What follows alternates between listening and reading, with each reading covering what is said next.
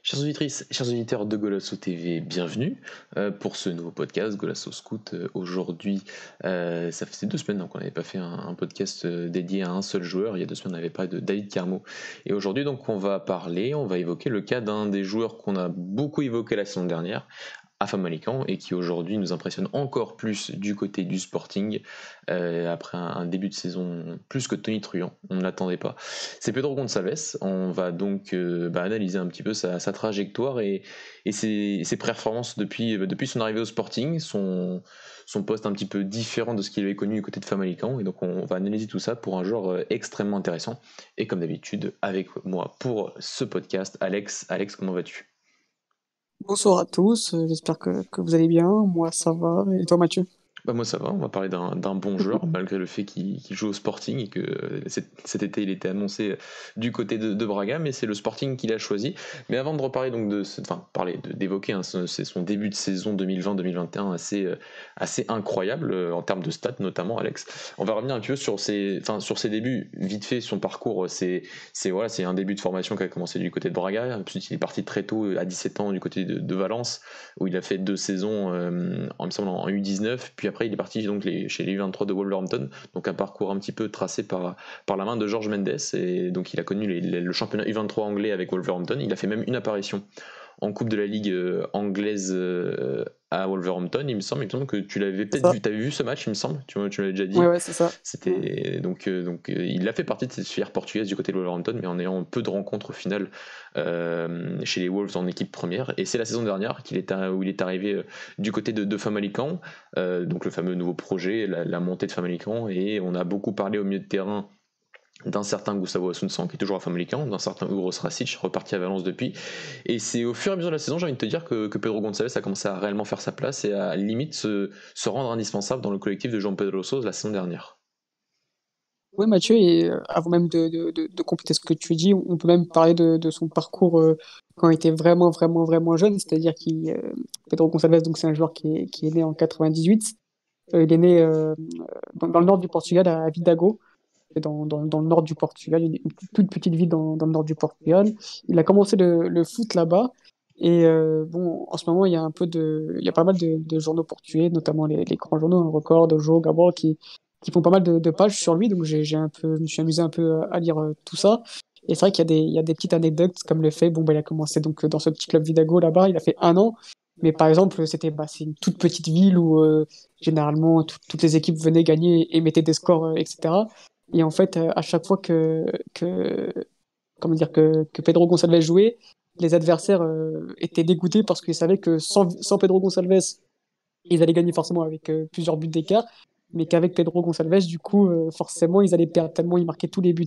Et il y a aussi une petite anecdote qu'un de ses meilleurs amis racontait, c'est qu'un jour, il était blessé, du coup, mais il était quand même venu assister au match. Et quand les adversaires sont arrivés, ils ont commencé à dire ouais, non, c'est bon, on veut pas jouer. Il y a Pedro Gonçalves, on va perdre par je sais pas combien de buts d'écart, etc. Et en fait, il était blessé, quoi. Il n'allait pas jouer.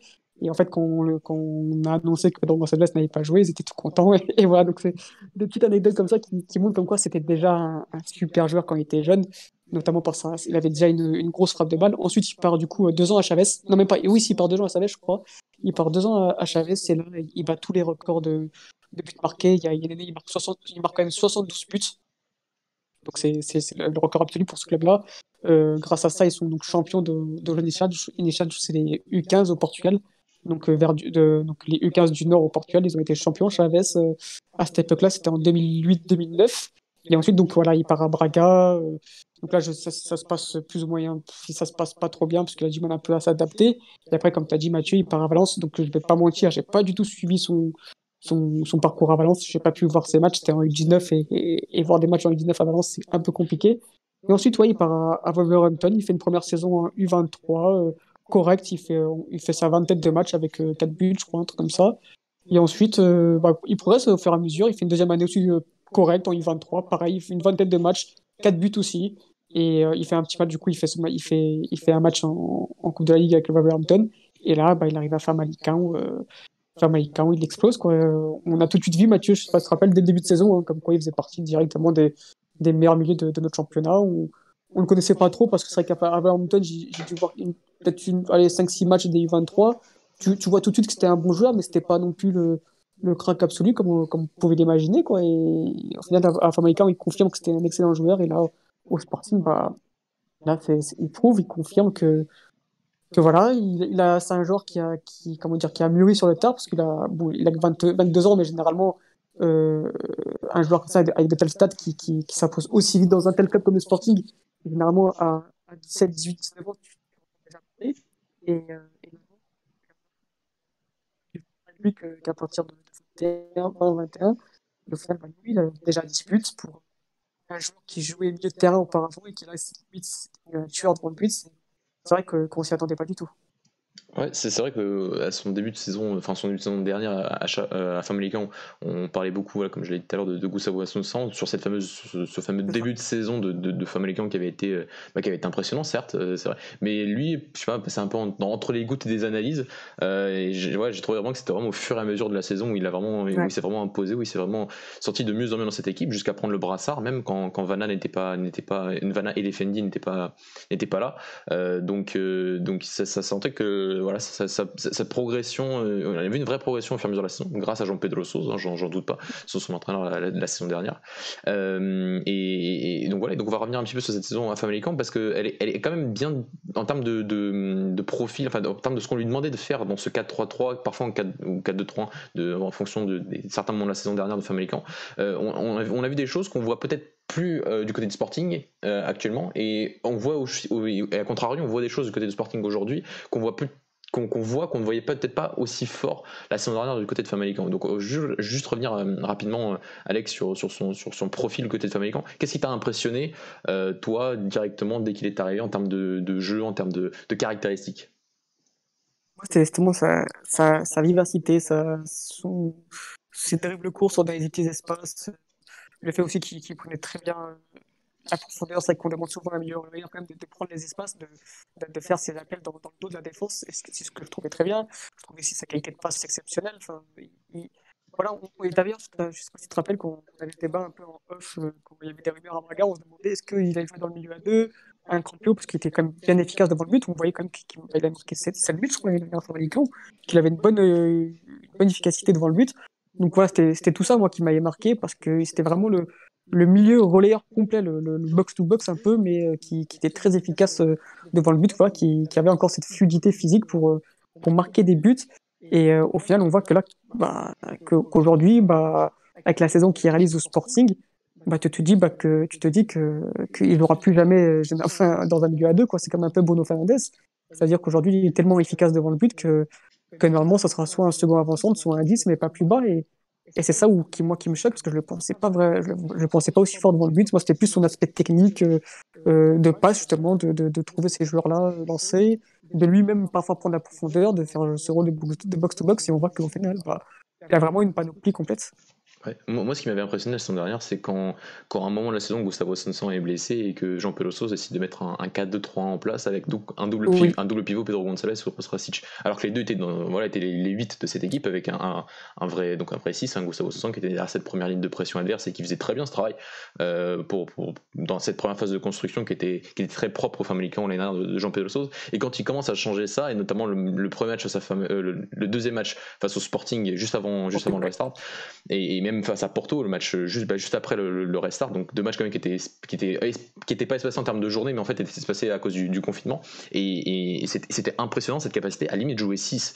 Et c'est vrai que sur tout le début de la saison, on le voit 8 et on le voit capable d'être en fait ce 8-10, c'est-à-dire ce milieu de terrain le plus haut sur la pelouse du côté de Famalicão. C'est-à-dire que là on avait un 6 comme un Assunção, on avait le 8 Rasic qui faisait un peu cet intermédiaire, on avait un peu Gonçalves qui était un petit peu plus haut, qui allait parfois être un peu plus du côté de Fabien Martins pour essayer de combiner, un peu plus entre les lignes parfois, mais pas tout le temps. Et c'était aussi un 8 avec, voilà, c'est comme tu as dit, cette capacité technique, cette capacité de passe longue assez vraiment vraiment incroyable qu'on a vu que je vois plus beaucoup du côté Sporting, parce qu'en fait il est plus dans la même zone pour pouvoir faire ce genre de C'est passe. ça. Et c'est ça qui est intéressant de voir, c'est que Et en fait, Mathieu, là, je vois, toi, je sais pas si tu me diras, mais moi, je le vois plus du tout dans ce rôle de double pivot, en fait. bah, Ouais, je pense que si tu vois un jour tu as un problème avec Jean Mario, bah tu peux le mettre. Tu pourras mettre aux tu peux côtés le de mettre, Palmin, ouais. parce que il en est capable, je pense, il en est largement capable.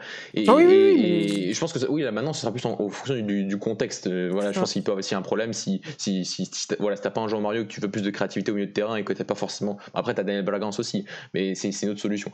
Mais ce que je veux dire, c'est que plutôt ce qui m'a impressionné, c'est de se dire que l'année dernière, il a été capable de jouer 8-10, 8, 6, et cette année, il joue limite 10, et en fait, C'est ça. et il est tout aussi bon. Et l'année dernière, les buts qu'il marquait, c'était des buts parfois sur des projections, notamment son but qui marque face à Benfica lors de la Coupe du Portugal, où il part du milieu de terrain et qu'il arrive, qu'il combine et qu'il se projette et qu'il marque ce but avec plein de classe. Donc ouais, cette capacité dans les espaces réduits aussi, il est très très fort, cette capacité de dribble, il a montré toutes ces choses la saison dernière. Et cette année, bah, je dirais pas que c'est un nouveau joueur, parce qu'on avait vu cette sensibilité vis-à-vis du but, parce que l'année dernière il marque quand même 7 buts toutes compétitions confondues, mais 8 passes décisives, alors que cette année il est donc à 9 buts en championnat et une seule passe décisive. Et je trouve que c'est assez cohérent sur ce qu'on voit depuis le début de la saison.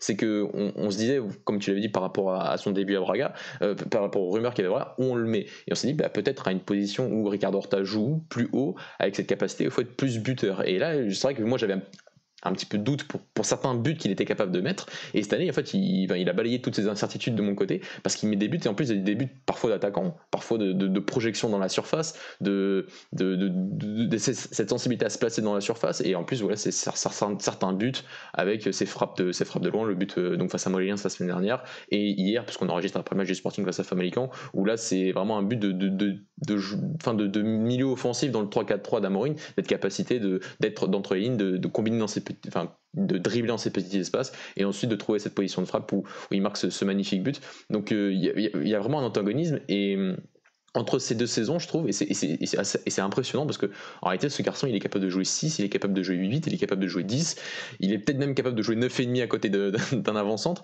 Donc Alex, bien sûr, quand on se pose ces questions-là, on se dit, quand il y a un certain milieu de terrain qui est passé il n'y a pas aussi longtemps du côté du Sporting, un certain Bruno Fernandes, est-ce que cette comparaison, à part les stats, est-ce qu'elle est vraiment valable pour toi?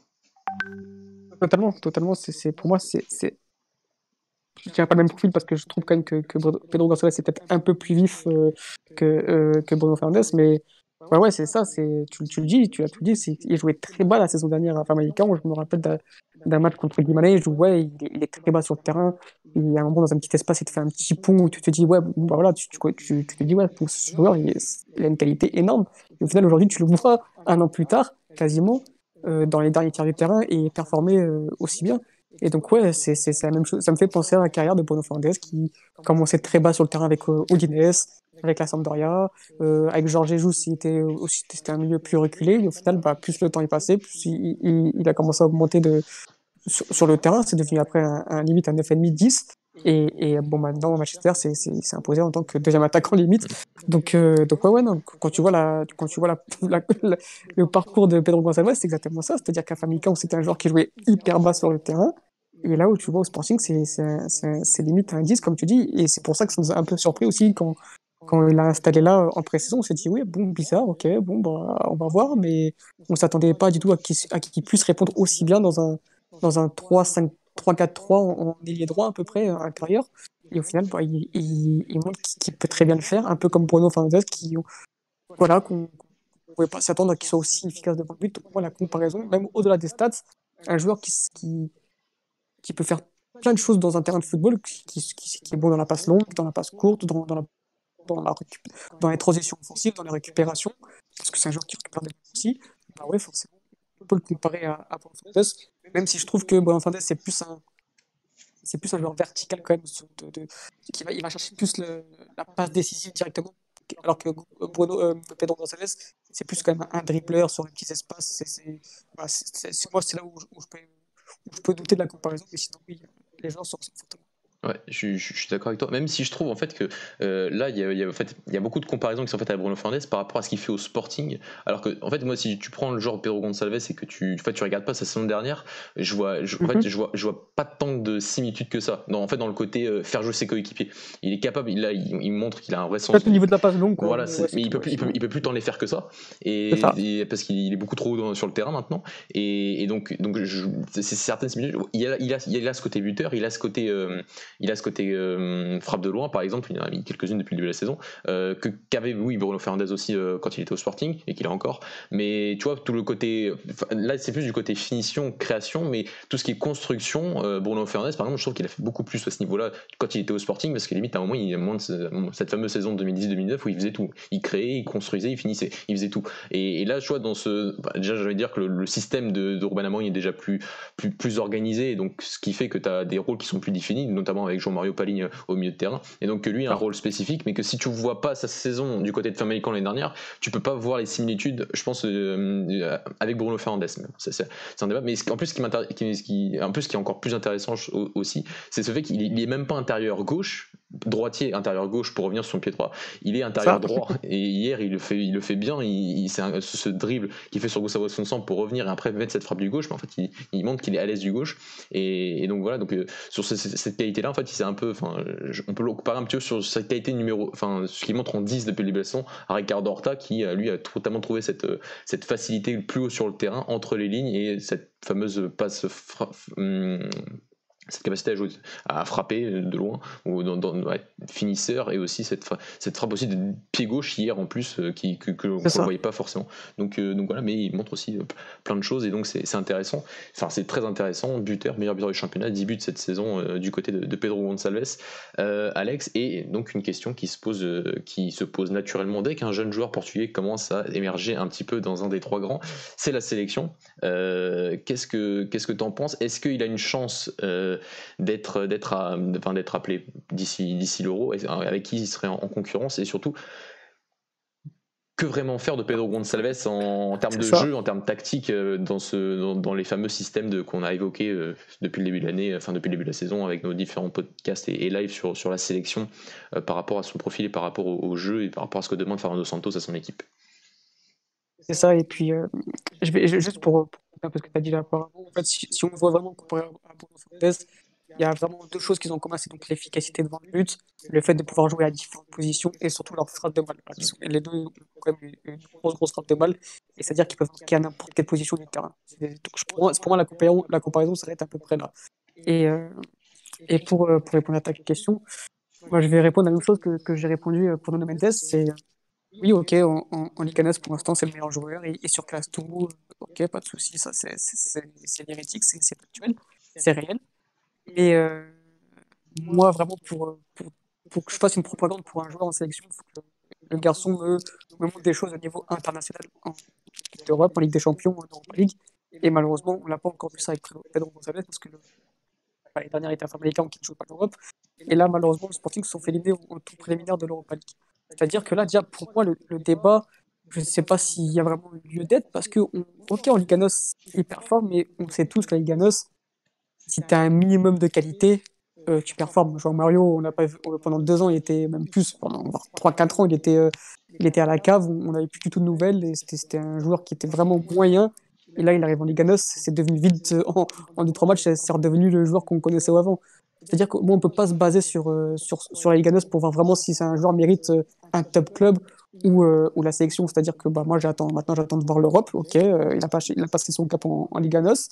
Mais donc, du coup, pour moi, la sélection, non, parce que déjà, il y a ça, ce paramètre-là Mhm. qu'il faut prouver maintenant en Europe. Et de deux, à la place de qui? C'est ça que je me dis, mais à la place de qui? C'est moi où je me suis cassé la tête à trouver un moyen de l'intégrer. Et à part enlever Sergio Oliveira, mais qui n'a pas du tout le même profil, bah, je ne comprends pas et je n'y arrive pas. Et puis oui, tu l'intègres dans quel schéma tactique? Là, c'est ok, c'est un 4-3-3, mais est-ce que tu l'intègres du coup ailier, qui n'est pas du tout son profil? Est-ce que tu l'intègres dans le milieu relayeur, qui là, du coup, oui, il correspond, mais du coup, il faudrait que tu enlèves un William Carvalho ou un Renato Sanchez qui sont là depuis 4 ans et qui malgré tout, sont bons quand ils sont avec la sélection.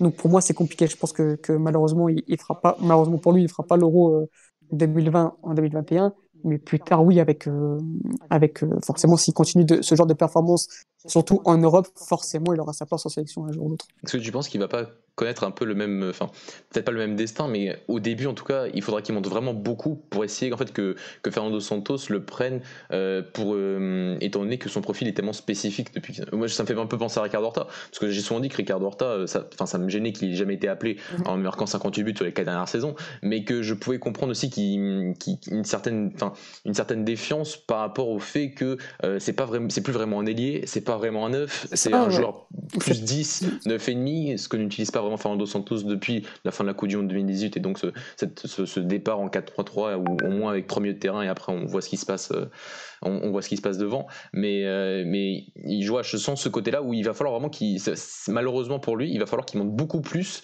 vraiment beaucoup plus, ou qu'ils partent à un autre niveau, et donc ils partent bien sûr à l'étranger, et on va en reparler, pour que en fait, le sélectionneur le prenne, soit obligé de le prendre par rapport à ses performances en club, et ensuite essayer de construire un peu son schéma autour, ou essayer de trouver au moins une place à lui offrir, parce que c'est vrai que là ce serait limite un blasphème de le mettre sur un côté, c'est pas du tout son poste, et au milieu de terrain c'est vrai qu'il pourrait jouer ce rôle de créateur, mais en réalité on en a quand même déjà un, c'est celui dont on compare depuis le début de la saison, c'est Bruno Fernandes au milieu de terrain, même si les performances sont peut-être pas au niveau de ce qu'on attend toujours, et un Renato Sanchez aussi, qui est là, et lui aussi qui performe, et dans un autre contexte aussi, et un contexte à la fois Ligue 1 et européen. C'est ça. Donc Alex, Tout résumé. pour finir à peu près en quelques mots, perspective d'avenir, est-ce qu'il faudrait qu'il fasse minimum encore une saison l'année prochaine du côté du Sporting, sachant que sa valeur va augmenter, elle a déjà beaucoup augmenté, mais c'est vrai que comme tu as très bien évoqué le côté européen, et le fait que ce serait bien, le Sporting jouera peut-être l'année prochaine avec des champions, qui sait, je ne l'espère pas, mais j'espère que peut-être eux, mais moi j'espère qu'on y sera aussi entre les 3 premiers, mais voilà, et est-ce que un départ la saison prochaine sera trop tôt, ou si tu as une offre irrefusable, ce sera un départ, mais aussi s'il y a départ, où est-ce que tu le verrais? Bah, c'est la même chose que pour chaque jeune joueur portugais. On espère évidemment tous qu'il reste au moins 2 saisons pour qu'il prouve que c'est vraiment le meilleur joueur del Canos, comme a fait Bruno Fernandes. C'est vrai, pour moi, Bruno Fernandes c'est parti au bon moment, même si on pouvait penser qu'il a peut-être fait 6 mois de trop, mais en fait, non, parce que il est vraiment parti au moment où c'était le meilleur joueur d'Alcanos, où il avait déjà prouvé en Europe, où vraiment le championnat portugais était déjà trop gros pour lui, trop petit pour lui, pardon. Et donc pour moi, Pedro Gonçalves doit faire une année en plus au Sporting, surtout s'il y a des champions, évidemment qu'il doit rester au Sporting pour déjà montrer encore que c'est le meilleur joueur de Canos, et voilà, et ensuite faire de bonnes performances en Ligue des Champions pour vraiment prouver à l'Europe entière qu'il a le niveau international. Et bon, s'il devait partir parce qu'il y a une offre irréfusable, c'est une question compliquée parce que dans quel championnat il pourrait s'adapter? J'ai envie de te dire un peu partout, hein, parce qu'il a vraiment il a vraiment un profil complet, Pedro Gonçalves, c'est-à-dire qu'il peut jouer en Angleterre, il peut jouer en Italie, il peut jouer en Espagne. Les clubs, avec ses qualités de jeu, pareil, enfin, tu sais, il y a des joueurs où ils ont vraiment un profil atypique où tu te dis, bon, il ne pourra pas réussir dans un tel club. Par exemple, Renato Sanchez, avec son jeu tout en verticalité, où il y a besoin d'espace, tu te dis qu'à City, ça va être compliqué, par exemple. Mais non, Pedro Gonçalves, c'est vraiment un joueur qui sait tout faire, en fait. Donc j'arrive pas à me dire, ouais, bon, tel club, ce serait mieux pour lui. Donc je sais pas toi si tu peux répondre à cette question, mais moi, c'est un peu plus compliqué pour répondre à ça.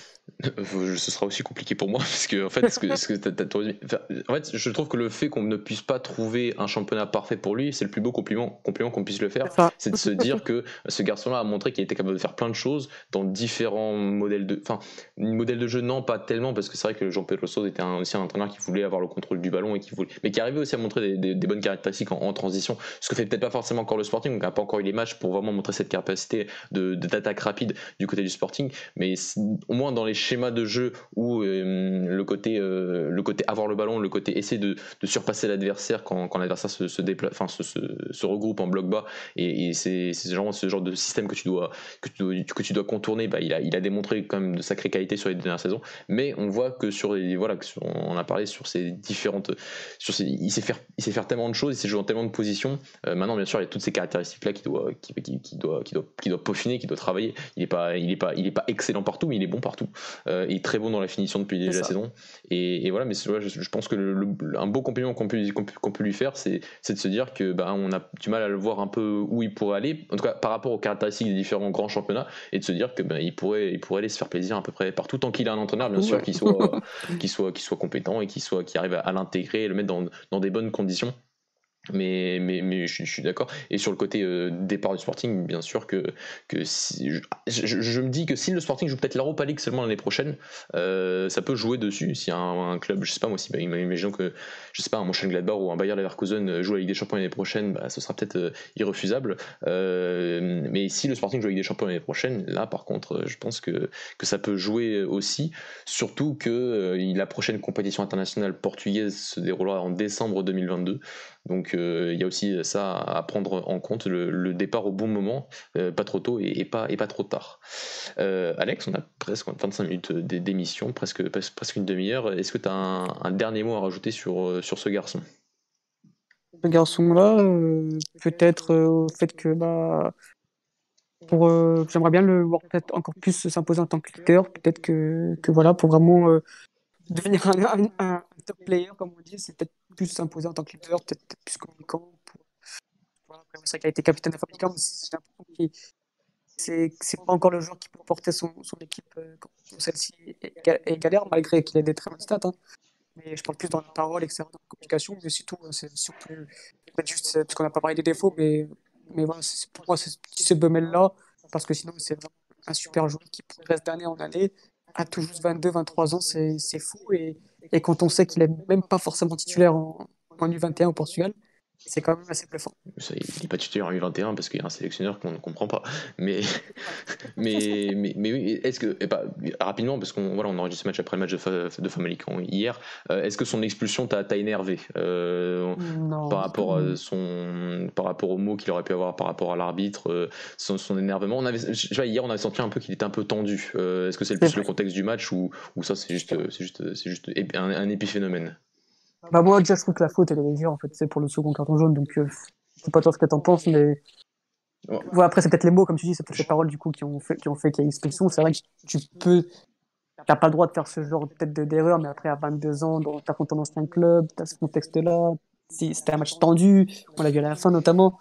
Non, je suis pas en colère, je suis pas énervé, c'est une erreur dont il apprendra. On n'est pas encore au stade Bruno Fernandes.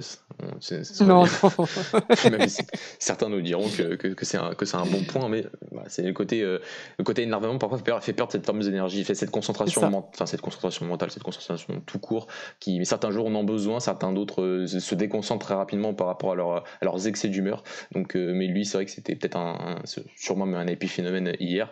Et donc voilà, ce match qui fait tant parler depuis hier entre Famalicão et le Sporting. On en reviendra la semaine prochaine. On est dimanche, donc oui, la semaine prochaine. Et voilà, donc terminer sur ce point-là, sur Pedro Gonçalves, donc milieu de terrain du Sporting. Milieu de terrain offensif. Hein. Il faudrait qu'on soit logique par rapport à tout ce qu'on a dit depuis tout à l'heure. Alex, à la prochaine. Merci pour ce podcast, ce bref podcast mais complet. Nous, on se retrouve la semaine prochaine pour nos différents lives et podcasts et Golasso Bet. N'hésitez bien évidemment pas à nous suivre sur tous nos réseaux sociaux, Facebook, Twitter, Instagram, sur Twitch. Vous pouvez aussi maintenant suivre les émissions en direct sur cette plateforme. YouTube, si vous voyez cette vidéo, un petit pouce bleu ne fera pas de mal et nous fera plaisir fortement. Et nous, on se retrouve la semaine prochaine, comme j'ai dit. À la prochaine. Ciao. Ciao.